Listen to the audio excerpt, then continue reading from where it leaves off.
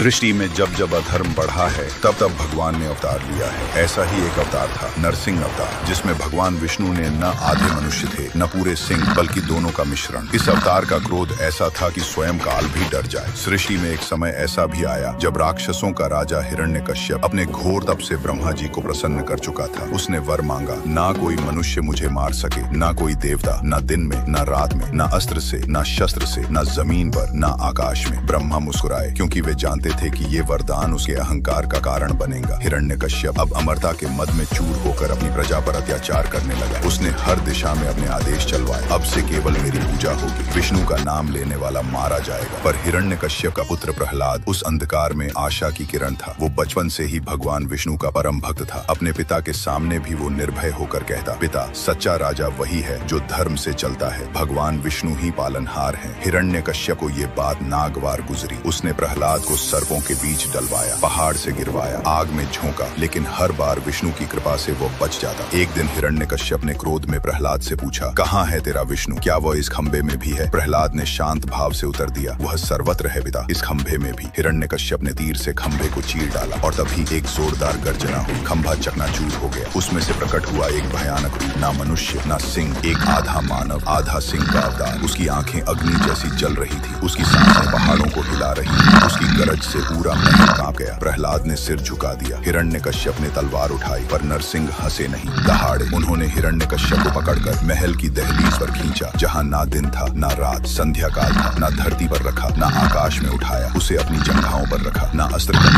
ना शस्त्र का, बल्कि अपने नाखूनों से उसकी छाती चीर डाली। परंतु नरसिंह का क्रोध थमा नहीं। वो रक्त से सने हुए हर दिशा में दहाड़ते रहे थे। देवता भी भयभीत हो गए, कोई भी पास जाने की हिम्मत नहीं कर पाया। स्वर्ग, पाताल, मृत्युलोक, तीनों लोकों में भय व्याप्त हो गया। इंद्र बोले, यदि भगवान नरसिंह ऐसे ही क्रोधित रहे तो संपूर्ण सृष्टि नष्ट हो जाएगी। सभी देवताओं ने बालक प्रहलाद से प्रार्थना की, तुम ही उन्हें शांत कर सकते हो। बालक प्रहलाद धीरे धीरे उस रौद्र रूह के समीप गया। नरसिंह गरजे, प्रहलाद। प्रहलाद ने नम्रता से कहा, भगवान, आपका कार्य पूर्ण हुआ, कृपा कर शांत हो जाइए, आपके बिना ये सृष्टि अधूरी हो जाएगी। नरसिंह का रौद्र मुख धीरे धीरे शांत होने लगा। उन्होंने प्रहलाद को उठाया, अपनी गोद में लिया और मुस्कुरा उठे। नरसिंह ने कहा, हे प्रहलाद, तुम सच्चे भक्त हो। तुम्हारे समान धैर्य, श्रद्धा और भक्ति विरले ही देखी जाती है। तुम्हारे वंश में धर्म का राज रहेगा। और फिर धीरे धीरे उनका रूप प्रकाश में विलीन हो गया। अत्याचार का अंत निश्चित है। जब न्याय की पुकार होती है तब स्वयं ईश्वर को अवतरित होना पड़ता है। अहंकार चाहे कितना भी शक्तिशाली हो, भक्ति और सत्य के सामने टिक नहीं सकता। अगर आपको ये वीडियो अच्छी लगी हो तो एक लाइक और चैनल को सब्सक्राइब जरूर करें।